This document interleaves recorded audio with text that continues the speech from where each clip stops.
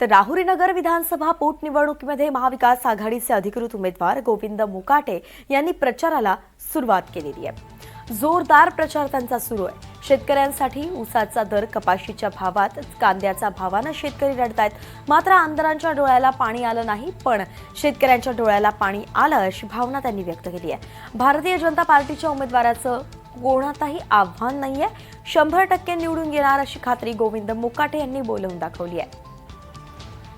त्यांच्याशी बातचीत। फॉर्म भरायला शेवटच्या टप्प्यात सांगितलं, एबी फॉर्म मला शेवटच्या टप्प्यात, त्यामुळं थोडं लेट झालं, पण प्रचार आमचा जोरात चालू आहे। इथं खूप मुद्दे आहेत की या मतदारसंघात किती कामं अपूर्ण आहेत, किती कामं झाले नाहीत। खऱ्या अर्थाने शेतकऱ्यांसाठी ऊसाचा दर असेल, कपाशीला भाव असेल आणि कांद्याचं उत्पन्न खूप मोठं आहे। कांद्याला आज शेतकरी रडतात 1 वर्षापासून। एका आमदाराच्या डोळ्याला पाणी आलं नाही, पण शेतकऱ्याच्या डोळ्याला खूप मोठं पाणी आलं। भाजपच्या उमेदवाराचं आव्हानच नाही आम्हाला, उमेदवाराचं नाही, भाजप पक्षाचंही नाही। शेतकऱ्यांसाठी फेल गेलेलं सरकार, मुलांच्या शिक्षणासाठी फेल गेलेलं सरकार।